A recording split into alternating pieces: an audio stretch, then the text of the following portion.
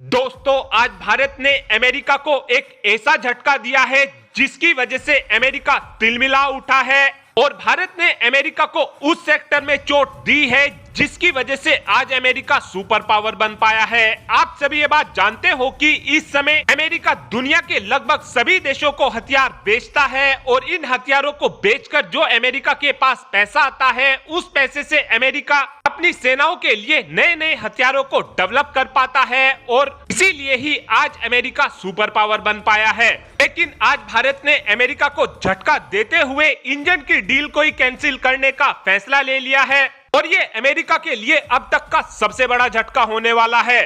तो जैसा कि आप सभी जानते हो कि इस समय खालिस्तान के लीडर यानी कि गुरु पतवंत सिंह पन्नू को लेकर भारत और अमेरिका के बीच तनातनी चल रही है। अमेरिका खालिस्तान के लीडर यानी कि पन्नू को प्रोटेक्शन देने में इतना पागल हो गया है कि इनको अपना बुरा भला भी नहीं दिख रहा है, क्योंकि हाल ही में ही अमेरिका ने बोला है कि हम प्रीडेटर ड्रोन की डील को लेकर फिर से विचार करना चाहते हैं। अमेरिका की इस हरकत को देखते हुए ही आज भारत ने अमेरिका से इंजन को ना लेने का फैसला ले लिया है। दरअसल पूरा मामला कुछ इस प्रकार है कि आप सभी ये बात जानते हो कि हम अपनी नौसेना के लिए INS विशाल नाम का दूसरा स्वदेशी एयरक्राफ्ट कैरियर बनाने वाले हैं। इससे पहले जो हमने अपना INS विक्रांत बनाया था, उस एयरक्राफ्ट कैरियर में हमने अमेरिका द्वारा बनाए गए LM-2500 नाम के इंजन का इस्तेमाल किया था। लेकिन अब भारत ये चाहता है कि हम इंजन के मेंटेनेंस को लेकर पूरी तरीके से आत्मनिर्भर बन जाए। इसीलिए ही अब हम अपने INS विक्रांत में लगने वाले इंजन को छोड़कर अपने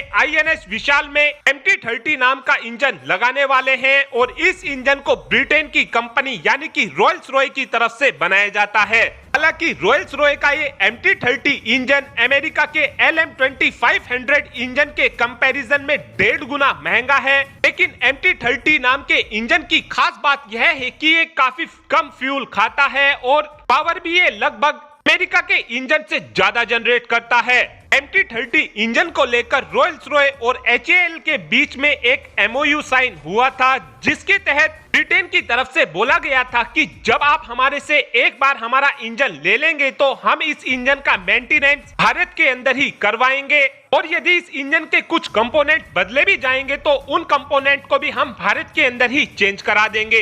लेकिन जो अमेरिका का LM-2500 नाम का इंजन है, इसकी सर्विस हमको अमेरिका में ही करानी पड़ती है और हमको बार बार अमेरिका के दरवाजों को खटकाना पड़ता है। और इस MT-30 नाम के इंजन को खरीदने का हमको ये फायदा होगा कि हमको इस इंजन की सर्विस कराने के लिए अमेरिका के दरवाजे नहीं खटखटाने पड़ेंगे। इस इंजन की सर्विस भारत के अंदर ही हो जाया करेगी। और अब आप ही कमेंट कर बता सकते हैं कि क्या हमको अमेरिका का LM-2500 नाम का इंजन अपने INS विशाल में लगाना चाहिए या फिर आपका ये मानना है कि हमको रॉयल्स रॉय द्वारा बनाया गया MT-30 नाम का इंजन अपने INS विशाल में लगाना चाहिए। इस बात का आंसर आप कमेंट बॉक्स में दे सकते हैं। Thanks for watching this video.